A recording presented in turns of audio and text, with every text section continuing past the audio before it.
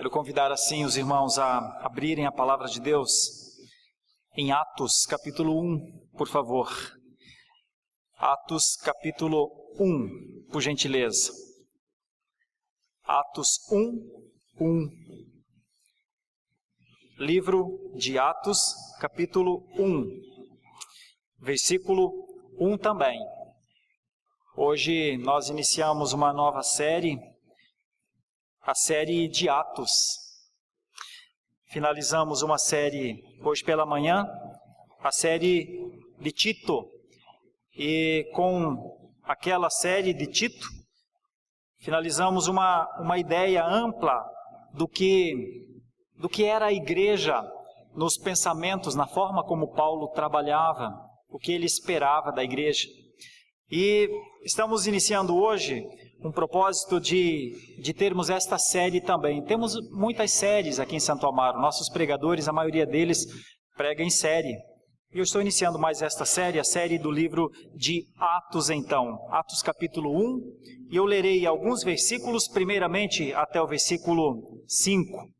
Depois do versículo 6 até o versículo 11. E assim consequentemente. A ideia é pensarmos no nascimento da igreja. Irmãos, aqueles que me conhecem um pouco mais, alguns têm acompanhado de perto essa caminhada nossa como pastor de igreja local. E é emocionante para nós lermos Atos 1. Irmãos, para nós que fomos chamados em algum momento da nossa vida cristã para um serviço, para uma doação de tempo, para uma entrega de vida muitas vezes, como alguns desses missionários que eu citei, que estão correndo risco mesmo de vida nesse instante. É emocionante voltar a Atos, é impactante, é comovente, porque a igreja nasce em Atos não como igreja propriamente, não como povo de Deus. O povo de Deus sempre existiu no Antigo Testamento. A igreja de Deus sempre existiu desde o Antigo Testamento.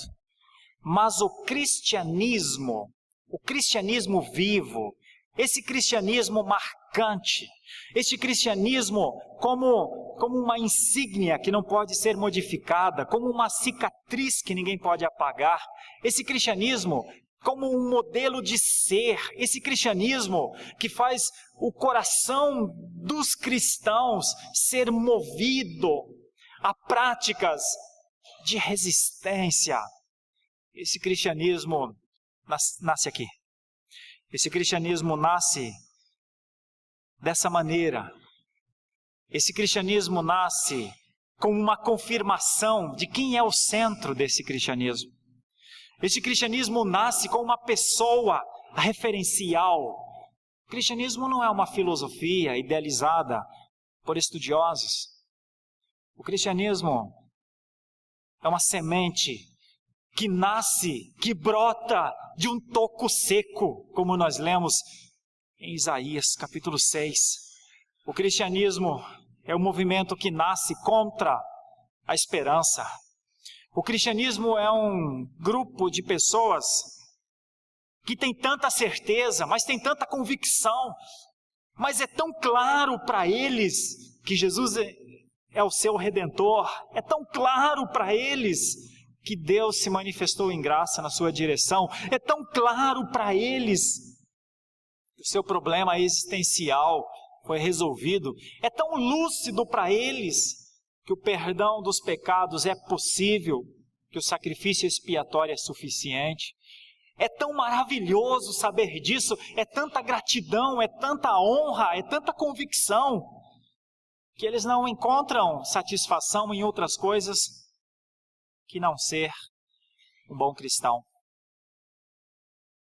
O cristianismo nasce de níveis elevadíssimos de consciência.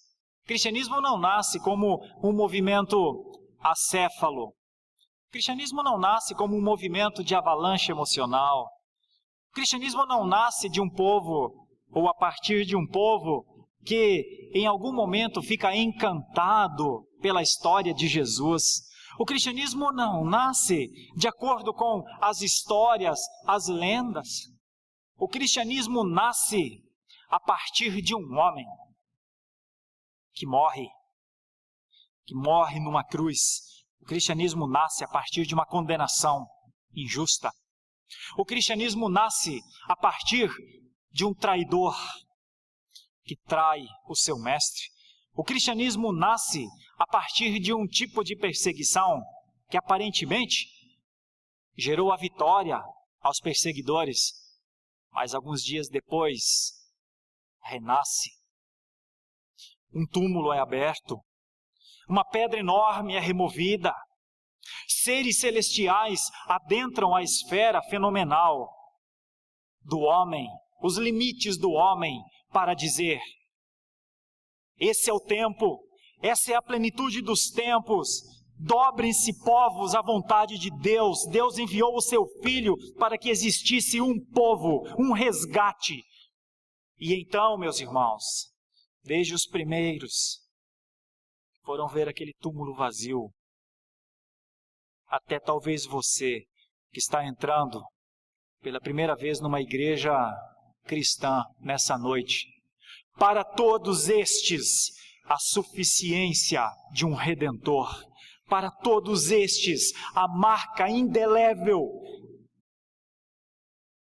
da ação de Deus rumo a um homem perdido. Sabem, o cristianismo não é uma hipótese. O cristianismo não é uma crença. O cristianismo é uma realidade. O cristianismo não é uma aparência. O cristianismo não é uma peça virtual. O cristianismo é a ação mais objetiva de Deus para falar a um mundo que nem reconhece mais Deus como Deus, que Ele existe, enviou o seu Filho e continua seu processo de redenção. Meus irmãos, voltar a Atos 1 é beber da água limpa da fonte. Voltar a Atos 1 é se encontrar com o desígnio amoroso de Deus. Voltar a Atos 1 em diante é ver na história, é ver a história confirmando os planos de Deus. Por isso, leiamos os primeiros 5 versículos. É Lucas que está dizendo, irmãos. O mesmo autor do Evangelho de Lucas agora escreve um novo livro, uma nova passagem, uma nova forma de falar acerca dos atos poderosos de Deus. Escrevi o primeiro livro, ó Teófilo, relatando todas as coisas que Jesus começou a fazer e a ensinar, até ao dia em que, depois de haver dado mandamentos por intermédio do Espírito Santo aos apóstolos que escolhera, foi levado às alturas. A estes também, depois de ter padecido, se apresentou vivo, com muitas provas incontestáveis, aparecendo-lhes durante 40 dias, e falando das coisas concernentes ao reino de Deus. E comendo com eles, determinou-lhes que não se ausentassem de Jerusalém, mas que esperassem a promessa do Pai, a qual disse ele: de mim ouvistes. Porque João, na verdade, batizou com água, mas vós sereis batizados com o Espírito Santo, não muito tempo, ou não muito depois destes dias. Imaginemos um pouco deste começo. O que está por trás destas letras? O que Lucas quis dizer? Lucas quis dizer que o cristianismo em Jerusalém, porque a primeira parte do livro de Atos vai falar sobre o cristianismo em Jerusalém. Jerusalém é a cidade para onde todos os povos afluíam. Jerusalém era o centro da religiosidade já há muitos anos. É bem verdade que por muitos séculos, mesmo enquanto o povo comemorava as festas judaicas e buscava, dentro de uma visão apocalíptica, Senhor, fala conosco. Senhor, diga-nos o que o Senhor está fazendo. Senhor, dirige os nossos caminhos. A única coisa que eles tinham para serem guiados era o Antigo Testamento, as Escrituras até Malaquias. A apocalíptica judaica, a expectativa judaica é que o Senhor venha falar diretamente, trazer novos profetas, trazer novos ensinadores. Mas o Senhor está em silêncio. 400 anos ele permaneceu em silêncio. 400 anos que a única coisa que o povo tinha era o conjunto de escrituras do Antigo Testamento. O Pentateuco, os primeiros 5 livros da palavra, a Torá, os livros proféticos, os livros de sabedoria, os livros históricos. E eles tinham de viver e de esperar. Só que diz a palavra que o prometido de Isaías, o prometido dos tempos em que os profetas diziam: creiam, o Senhor está comandando a história, creiam, haverá um momento, o Senhor enviará o seu filho, o Senhor enviará o seu Redentor, do tronco de Jessé nascerá um renovo e ele dará continuidade ao reino davídico. Porque para os judeus não havia nome maior do que o rei Davi. Para os judeus, qualquer coisa além do rei Davi seria impossível de compreender, porque o poderoso Davi foi o ícone de o comando de um povo para a glória de Deus. Existiram outros reis, mas nunca segundo o coração de Deus como Davi. Então a esperança do trono de Davi ser reerguido era muito grande. Mas de onde virá esse rei? Quem será esse rei? Quem profetizará as expressões que os nossos profetas parece que pararam de profetizar? Porque o último foi Malaquias, há 400 anos. Quem continuará a exercer os sacrifícios, a expiação pelos nossos pecados? Não restauraremos um trono davídico? Não teremos novamente os sacerdotes? Não se levantará nenhum profeta mais? Era essa angústia do povo. Cadê os nossos grandes profetas para nos falarem? Todos em silêncio. Cadê os grandes reis para nos comandarem, para nos darem força para que possamos lutar contra o Império Romano? Nenhum se levantava. Cadê o sacerdote? Cadê o profeta? Cadê o rei? Então o povo vivia nessa expectativa. Porventura teremos isso algum dia novamente? Era o anseio do povo judeu. Mas diz a palavra que na plenitude dos tempos, Deus enviou o seu Filho. E o seu Filho assume na sua pessoa, na sua obra, na sua missão, assume na centralidade que ele sempre representou, mas não era visto, não era conhecido no Antigo Testamento. No Antigo Testamento, esperava-se por alguma coisa, por alguma ação, por algum trabalho, por algum poder que viesse de Deus. Mas ninguém imaginava que ele nasceria numa manjedoura. Ninguém imaginava que ele seria filho de carpinteiro. Ninguém imaginava que ele não viesse das altas esferas religiosas do seu tempo. As altas esferas religiosas do seu tempo continuavam lá. Todas as estruturas, todos os mecanismos, todas as ordens. Mas ele nasce na manjedoura. Mas ele cresce, filho de carpinteiro.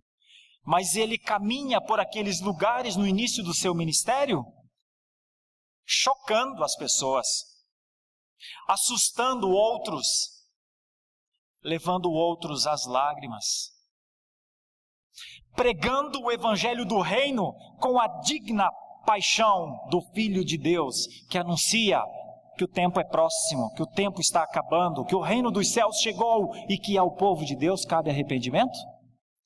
Ao mesmo tempo se assenta numa montanha, olha nos olhos dos seus discípulos e diz a eles que o verdadeiro ensino cristão é supracultural. Diz que os homens devem reconhecer sua pobreza espiritual. Diz que os homens devem procurar mansidão. Diz que os homens devem procurar a simplicidade. diz que os homens devem esperar por coisas mais sublimes do que aquelas que os dias podem nos trazer. Quando caminhava por aquelas terras áridas,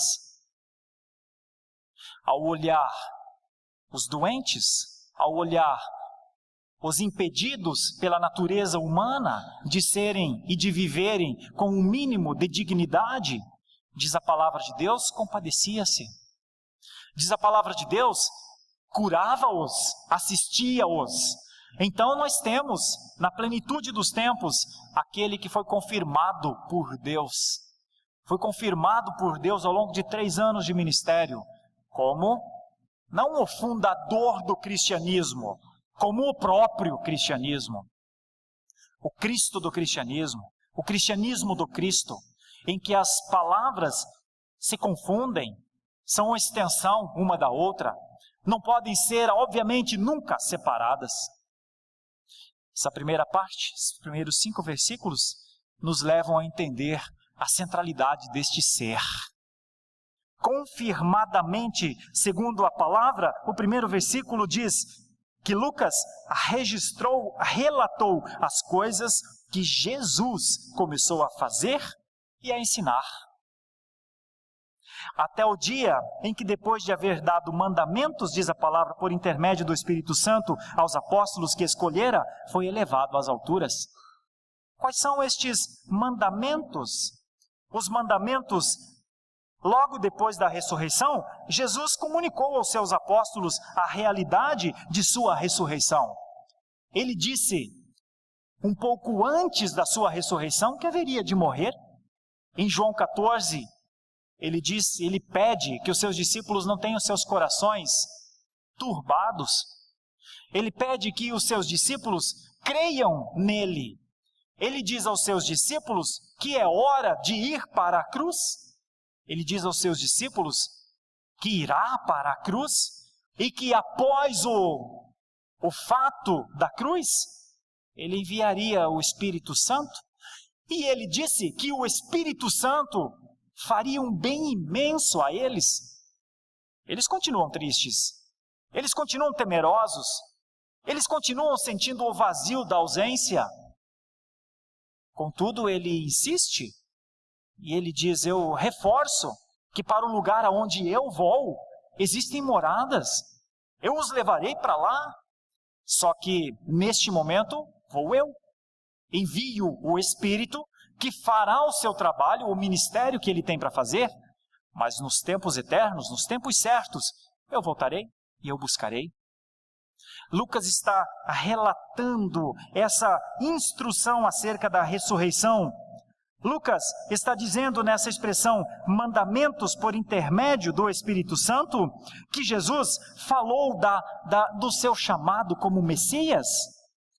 Houve um tempo em que ele abriu as Escrituras numa sinagoga e ele disse, hoje se cumpre o que o profeta falou. De hoje em diante vocês entenderão o que é abrir os olhos dos cegos. De hoje em diante vocês entenderão o que é entrar nas cadeias e soltar as algemas. De hoje em diante vocês entenderão o que é liberdade.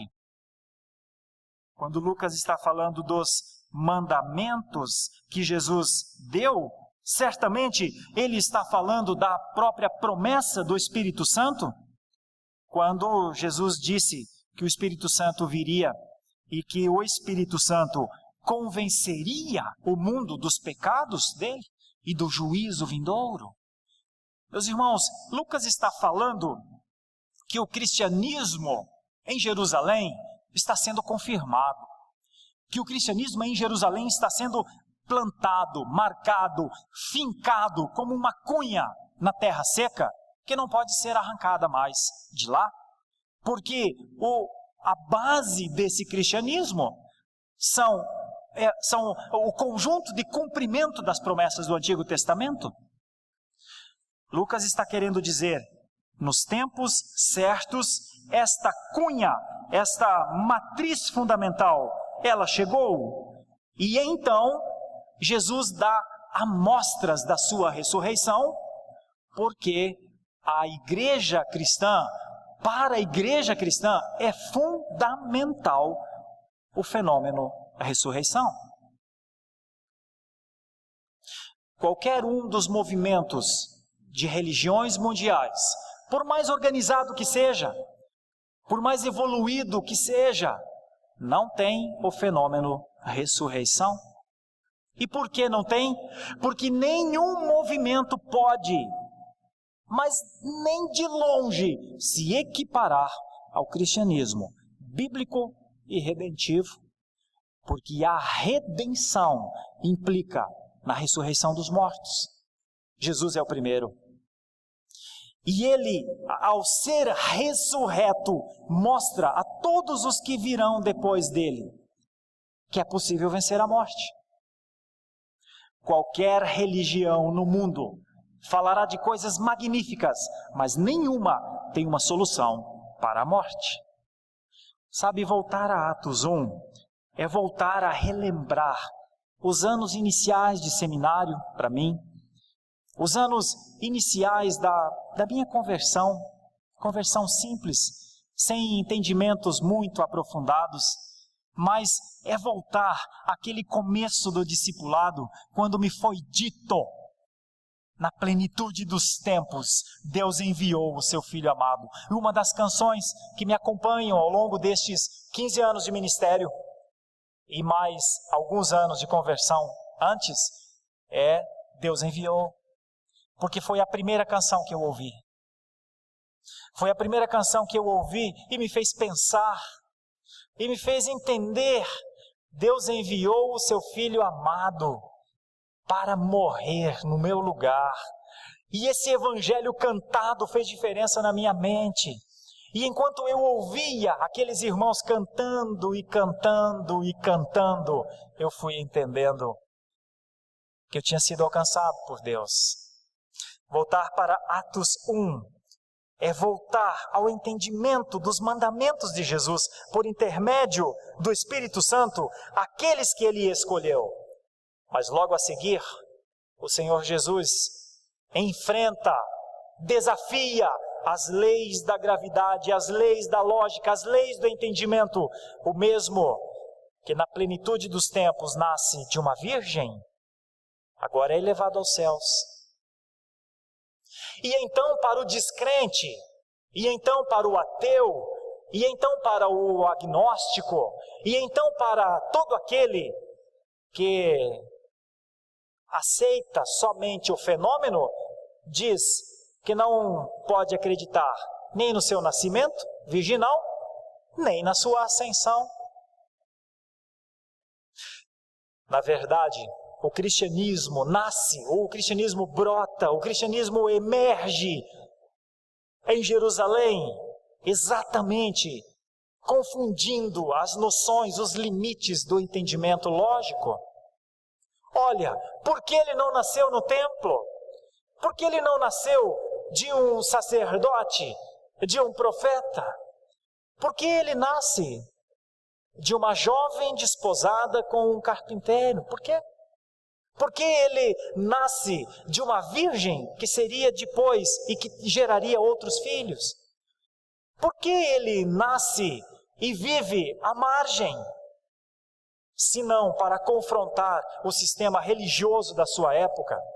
Por que ele nasce, cresce e vive dessa maneira que nós olhamos aqui, desafiando os pensamentos normais?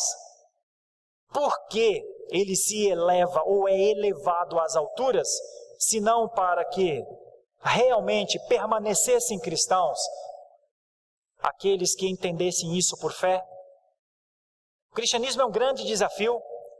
O cristianismo só é exercido por fé. E se eu não consigo crer no nascimento virginal, se eu não consigo crer que Deus fez com que o Espírito Santo pairasse, diz a palavra de Deus, sobre Maria, se eu não consigo crer que ele foi elevado às alturas, como eu crerei na ressurreição? Como eu crerei nos tempos eternos? Por isso notem o nível elevado de exigência do cristianismo. Nenhuma inteligência consegue alcançar esse nível de compreensão, se não lhe for revelado pela luz da fé. Alguns dizem, fé não é importante. Não. Sem fé, você não aceita o nascimento de Jesus. Sem fé, você não aceita a sua ascensão. E sem fé, você não aceita que para onde ele ascendeu, ele reina absolutamente, e ele é o rei. Sem fé, você não o reconhece como rei. Sem fé, ele não expia os seus pecados. Sem fé, as palavras que ele diz que estão aqui registradas, não é a palavra profética da sua vida. É possível viver um cristianismo sem fé? Claro que é. Muitíssimas pessoas vivem. Mas o convite que as Escrituras nos fazem, as Escrituras nos convidam a uma fé desenvolvida, a uma fé consistente. O cristianismo verdadeiro, o cristianismo primitivo, o cristianismo que deu origem a essa explosão mundial chamada igreja, nos convida a uma fé. A fé que os olhos não percebem, a fé que não precisa de provas. Eu imagino que haja anseios no coração de muitos cristãos para entender como é que Jesus nasceu de Maria, sendo ela a virgem, e como é que Jesus ressurgiu da morte ao terceiro dia. Eu imagino que muitos têm grandes preocupações sobre ele ter sido elevado. Talvez alguns pensem, mas para onde foi? Onde está o seu corpo? Não é? E talvez muitos não consigam desenvolver mais a sua fé cristã, porque estão limitados aos fenômenos. As preocupações com a lógica, com os ensinos normais, com os limites das leis, dentre elas a lei da gravidade. Mas Lucas está simplesmente narrando a confirmação de um ato magnífico dos ensinos de Jesus, das instruções que ele deu aos seus discípulos e da sua elevação. E não explica mais nada, apenas diz, creia quem quiser, ele foi elevado aos céus. Só que a estes também, diz a palavra, a estes também, ele, depois de ter padecido, se apresentou vivo, diz a Escritura, com muitas provas incontestáveis, aparecendo durante muitos dias, falando das coisas concernentes ao reino de Deus e determinando a eles que esperassem. E aqui começa o cristianismo orientado por Jesus. O cristianismo em que Jesus é o centro, o cristianismo em que Jesus é a base, o cristianismo em que Jesus é a semente que brotou, o cristianismo estabelecido pela vinda do Filho de Deus, aguarda nas suas palavras. O cristianismo começou com um ato de obediência. O cristianismo começou com a voz do Mestre dizendo, fiquem um pouco aqui, permaneçam aqui, aguardem aqui, e a esperança, a ideia é não se ausentem, mas esperem em Jerusalém a promessa do Pai, a qual disse ele, de mim ouvistes. Sabe, a primeira prova dos discípulos era esperar, era crer que o Senhor Jesus estava providenciando algo que ele havia prometido, mas que eles ainda não viam. E o que era essa promessa? Essa promessa era a vinda do Espírito de Deus. E então diz a palavra, porque João na verdade batizou com água, mas vós sereis batizados com o Espírito Santo não muito tempo, ou não muito depois destes dias. Meus irmãos, o cristianismo nasceu com uma vocação de poder. O cristianismo nasceu com um chamado, com um DNA de instrumento que faz as pedras rolarem. O cristianismo nasceu com, na sua composição, ele nasce como um povo treinado, como um povo orientado, como um povo que espera a hora certa. Eles não poderiam sair daquele momento da vista, por exemplo, da ascensão, gritando aos quatro cantos do mundo: ele foi elevado aos céus, ele foi elevado aos céus, nós vimos, nós vimos. A ordem de Jesus foi: fiquem aqui e aguardem. Vocês verão um poder que não conhecem ainda. As promessas de Deus para o seu povo sempre são em níveis de consciência elevados. As promessas que Deus tem para o seu povo, a promessa que Deus tinha para a sua igreja, é que ela teria poder. A promessa para o nascimento da igreja é que ela teria do dinamis de Deus, da ideia que nós temos na língua portuguesa da explosão de uma dinamite. Voltar ao capítulo 1 de Atos é lembrar dos atos poderosos de Deus através da sua igreja. Aqui, de maneira extremamente incipiente. Aqui, de maneira primordial, no começo, com alguns discípulos vendo a ascensão do Senhor Jesus Cristo e com a ordem dele: fiquem, aguardem para conhecerem, aguardem para entenderem que poder está vindo na vossa direção. Irmãos, eu paro aqui rapidamente para imaginar com vocês a nossa igreja nos dias atuais, a nossa igreja, primeiro, a nossa igreja presbiteriana de Santo Amaro, as igrejas confessionais deste mundo inteiro, as igrejas que vivem tempos de perseguição, tempos de angústia, que vivem tempos de lutas, mas as igrejas vivendo o poder do Espírito Santo de Deus. Imaginem por um momento só, imaginem por um instante só, as transformações possíveis quando pais e mães amarem seus filhos, como a Bíblia disse que era para eles amarem. Irmãos, imaginem por um instante só, o pai ou a mãe, o marido ou a esposa se limitando a viverem dentro das suas casas com as instruções que a palavra de Deus lhes deu. Meus irmãos, imaginem por um instante só, cada membro comungante de uma igreja confessional no mundo inteiro,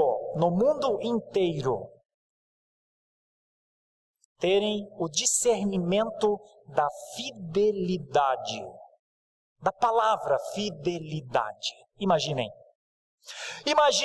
por um momento só, as igrejas confessionais no mundo inteiro se levantarem nas suas nações para dizerem que Deus é Deus, que Cristo é Cristo, que a fé não pode ser tocada nem extinta, que a graça não pode ser resistida, que Deus merece a glória com as nossas práticas, com a nossa voz, com o nosso testemunho. Imaginem só um instante destes. Imaginem só os cristãos viverem na sua esfera social, nos seus relacionamentos profissionais, viverem com as palavras de Jesus, viverem com os pensamentos de Jesus, viverem com as angústias, com o olhar de compaixão de Jesus. Imaginem o cristianismo atual e o poder possível desse cristianismo. Imaginem. Voltar a Atos 1 é talvez querer, buscar, sonhar com estas coisas. Voltar a Atos 1 é imaginar que um jovem de 18, 19, 20 anos, quando pensa em constituir uma família, ele pensa em constituir uma casa aonde Deus habitará. E ele não procurará, em hipótese alguma, constituir essa casa sem alguém que seja adorador como ele é. Imagine por um instante jovenzinhos nas universidades sendo coagidos, cooptados e duramente influenciados, se levantarem para dizer: eu não, eu não, eu não. Imaginem esses jovens dentro das suas casas, honrando os seus pais. Imaginem que homens valiosos serão estes no futuro, porque viveram a fé cristã desde o começo. Imaginem. Voltar a Atos 1 é voltar à essência da igreja, é voltar às falas, à forma como Cristo falou e ensinou, é voltar a entendimentos mais profundos, como o da ordem que ele deu e que seus discípulos cumpriram. A primeira coisa que discípulos fazem no cristianismo de Jerusalém é obedecer à voz do seu mestre, aqui em Jerusalém, até o momento em que vocês serão apresentados a um novo poder, a um poder que vocês não conhecem ainda. Meus irmãos, eu termino essa breve aplicação dizendo que nós deveríamos, como cristãos conscientes que somos, considerar se somos também cristãos obedientes à voz do Senhor Jesus Cristo. Se a voz do Senhor Jesus Cristo é voz de rei em nós, se a voz do Senhor Jesus Cristo é voz de profeta em nós, se a voz e a instrução do Senhor Jesus Cristo tem o poder que teve sobre a vida dos apóstolos, eles ficaram esperando mais 10 dias. 10 dias sem fazer nada, 10 dias com o conhecimento daquele que foi elevado aos céus, 10 dias esperando, 10 dias. A segunda parte, que eu quero ler de 6 a 11, vai falar do poder. Vai falar do que é o poder da igreja. Veja, é quando vem o comissionamento. O grande comissionamento do povo de Deus. Então os que estavam reunidos lhe perguntaram: Senhor, será este o tempo em que restaures o reino a Israel? Por que esta pergunta? Porque fazia tanto tempo que o rei Davi havia morrido. Salomão havia herdado o reino de Davi. Depois, Jorão da parte de Salomão e Jeroboão com a outra parte das tribos. E depois as tribos de Israel, as 9 tribos e meia, e as 2 tribos e meia de Judá. As 12 tribos continuavam, mas os reis se alternavam. Nunca mais se levantou alguém como Davi. Precisava, fazia falta. Quem os lideraria num confronto ao Império Romano? E então, quando eles veem Jesus e o seu poder, eles dizem: é agora? Teremos um rei de novo? O Senhor Jesus não responde à questão deles. O Senhor Jesus apenas diz: não vos compete conhecer tempos ou épocas que o Pai reservou pela sua exclusiva autoridade, mas recebereis poder ao descer sobre vós o Espírito Santo, e sereis minhas testemunhas, tanto em Jerusalém como em toda a Judeia e Samaria, até aos confins da terra. Eu paro rapidamente aqui para lhes dizer coisas importantíssimas sobre essa passagem. A primeira delas é que o Senhor Jesus diz que o poder viria dele. Ele enviaria este poder. E este poder, o poder do Espírito Santo de Deus, o poder do convencimento, o poder da pregação objetiva, o poder da possibilidade de ver vidas transformadas, estava a caminho. Jesus disse aos seus discípulos: vocês falarão e as pessoas entenderão. Vocês pregarão e pessoas se arrependerão. Vocês corrigirão reis e eles se dobrarão diante da palavra. Meus irmãos, imaginem por um instante só que poder é este. Um poder, um controle, e a palavra de Deus diz que era do Espírito. Então, nós temos uma ideia aqui extremamente missionária. Aqui nós temos a ideia embrionária de que a igreja seria para todos os povos, de que a palavra da igreja seria a graça para todos os povos, dentre eles os gentios. Aqui nós temos uma ideia bem inicial de que a igreja, o grupo, o cristianismo seria uma ação de Deus rumo à idolatria, rumo ao secularismo, rumo a qualquer forma de governo e de pensamentos que não tivessem Deus no centro e o Senhor Jesus Cristo como seu Salvador. Aqui nós temos uma missão guardada, escondida e agora revelada. Aqui nós temos a maneira como Jesus disse: mas recebereis poder ao descer sobre vós o Espírito Santo e sereis minhas testemunhas.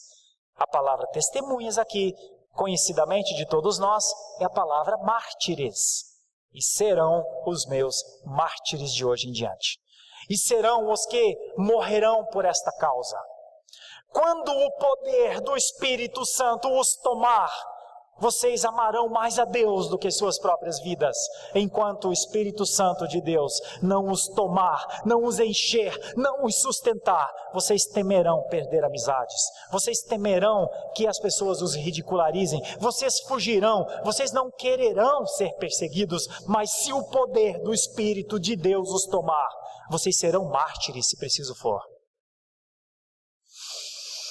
A história mostra que homens e mulheres entenderam isso tão bem, que a igreja nasce sobre o sangue dos mártires. Foi necessário mártires. Meus irmãos, assim nasce a igreja. Nasce a igreja para testemunhar não só em Jerusalém, não só em Antioquia, mas nasce para ir aos confins da terra. Esse é o serviço da igreja. Ditas estas palavras, foi Jesus elevado às alturas, à vista deles, e uma nuvem o encobriu dos seus olhos. E estando eles com os olhos fitos no céu, enquanto Jesus subia, eis que 2 varões vestidos de branco se puseram ao lado deles. Eles disseram: varões galileus, por que estáis olhando para as alturas? Esse Jesus, que dentre vós foi assunto ao céu, virá do modo como o vistes subir. Então agora deixa eu lhe falar sobre a terceira coisa inimaginável. Sem fé, não dá para acreditar no nascimento virginal. Sem fé, não dá para acreditar na ressurreição e ascensão de Jesus. E sem fé não dá para acreditar na sua segunda vinda. Sem fé não dá para acreditar. Sem fé não dá para esperar. Sem fé não dá para se preparar para esse momento. Sem fé não dá para ansiar por este momento. Sem fé não dá para orar por este momento. Porque como alguém oraria por alguma coisa que não acredita? Mas me permitam parar mais uma vez e fazer uma aplicação de suma importância a nós. A vida cristã hoje, nos nossos dias, é uma faísca do fogo da glória que está por vir. Os tempos em que nós estamos vivendo não são os tempos finais da nossa fé, são os tempos iniciais da nossa fé. E aqueles mesmos que acreditam por fé que Jesus nasceu de Maria, virgem, que Jesus ressuscitou ao 3º dia e foi elevado aos céus, como eles não crerão na segunda vinda? Se a palavra relata isso. Não é estranho acreditar em algumas coisas e em outras não? Mas me permitam de novo, numa linha de teologia prática, e muito objetiva, e muito sincera, talvez os dias atuais demonstrem que cada vez mais pessoas não acreditam na segunda vinda. Eles só acreditam no nascimento de Jesus? Eles só acreditam na ressurreição e na ascensão de Jesus? Mas eles não acreditam que Ele voltará. Eles não acreditam que Ele voltará. Por que eles não acreditam que Ele voltará? Porque para crer, ou para quem acredita na volta de Cristo, teme, sofre cada dia no pecado. Porque quem acredita verdadeiramente na volta de Cristo, sabe que isso pode acontecer a qualquer momento.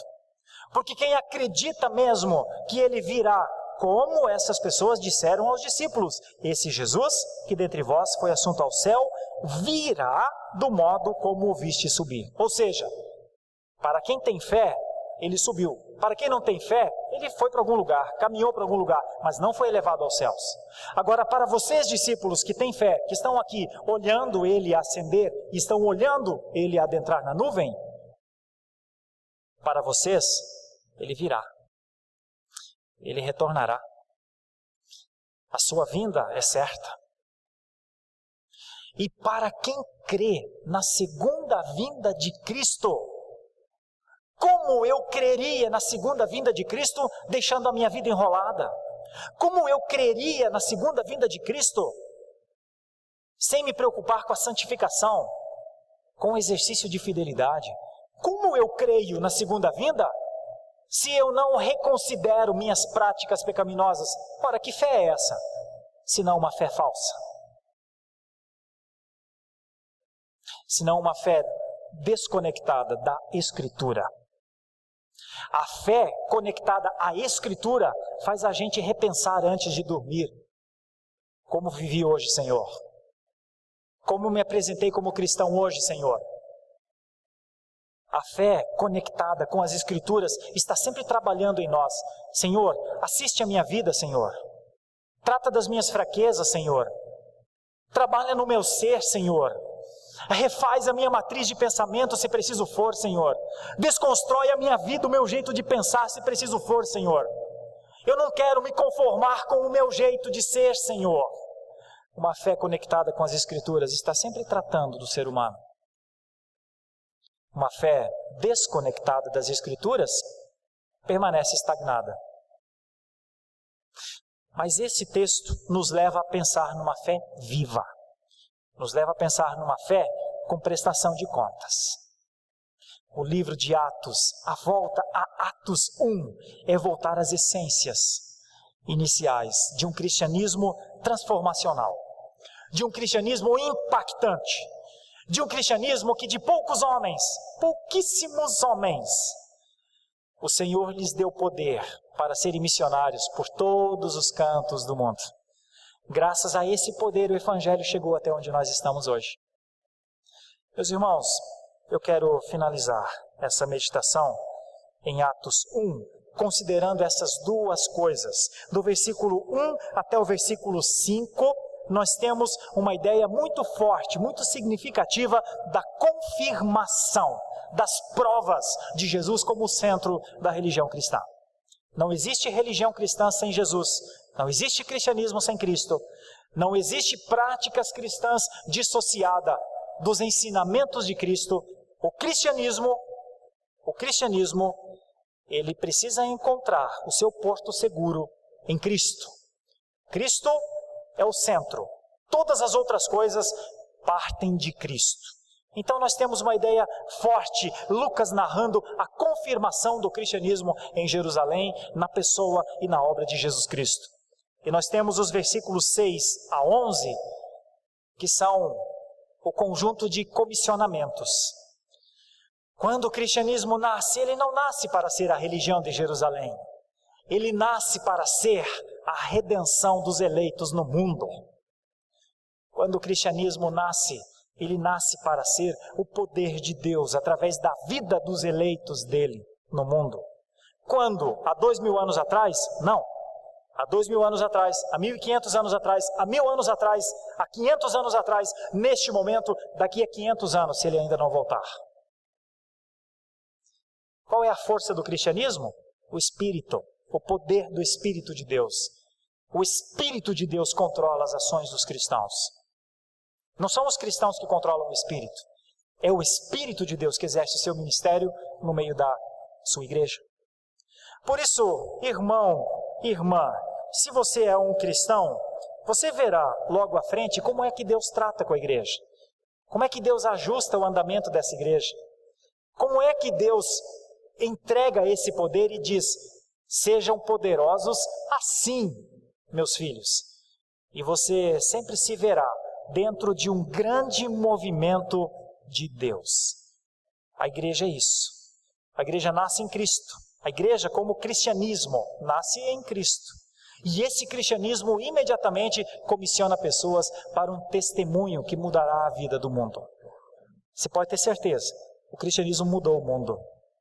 Você pode ter certeza, o cristianismo continua mudando o mundo. Mas o mundo é mudado sempre a partir de uma vida. Então, qual é o meu cristianismo? Qual é a condição que eu tenho de ser um cristão hoje? É pensando em uma vida. Que vida eu posso alcançar? A que vida eu posso servir? Quem é o meu próximo? Quem é aquele que eu posso estender a mão? Quem é aquele que eu possa dividir o cristianismo que eu tenho? Quem é que eu possa contribuir com a fé que eu tenho? Quem é a pessoa que eu posso servir com os braços de Cristo? A quem é o meu próximo que eu posso olhar com os olhares, com um olhar de compaixão de Jesus? Esse é o poder do cristianismo. Que o Senhor nos ajude. Confirmado o cristianismo está. Comissionados os cristãos estão. Atos 1 nos mostra isso. Que o Senhor nos ajude. Sabe por quê, queridos irmãos e irmãs? Porque hoje é domingo à noite e amanhã será segunda-feira. E nós seremos novamente lançados para as nossas redes de relacionamentos. Nós vamos sair dessas portas comissionados a uma comissão, comissionados a uma ação, como uma comissão, comissionados a viver como cristãos. Amanhã você acordará com os seus horários, com os seus trabalhos, mas por Cristo, no poder de Cristo, no poder do Espírito Santo de Deus, você pode sair deste lugar como um comissionado, como uma testemunha. E essa é a nossa oração, é sempre a nossa oração, para que a nossa igreja alcance esses níveis elevados de consciência que o cristianismo exige, para que possamos viver a nossa fé com razão, com lógica, com pensamento, mas com um tipo de certeza inabalável. E então as crises e todas as situações que nos assodarem não nos abalarão, não nos derrubarão. Todas as crises não derrubaram a igreja que nasceu. A igreja nasceu tão pequena. Poderia nos derrubar hoje uma igreja tão grande? Imagine no poder dessa igreja tão grande. Senhor Deus, quero interceder por essa igreja que nasceu assim. Nasceu com um homem confirmando, dizendo que Cristo era o Senhor dela. Com este Senhor, comissionando pessoas pelo poder do Espírito Santo de Deus, para que eles fossem as testemunhas necessárias da tua igreja primordial. E agora, Senhor, interceder por essa igreja tão extensa, que está nos 4 cantos do globo terrestre, mas ela continua a tua igreja. Ela continua cristã, ela continua resistente, ela continua convicta, ela continua vitoriosa, ela continua mais forte, sempre mais forte, mais sustentada, ela continua mais transformacional, ela continua mais impactante, ela não transtorna só um bairro, ela tem poder para transtornar o mundo inteiro. Porque o Espírito Santo de Deus está nela.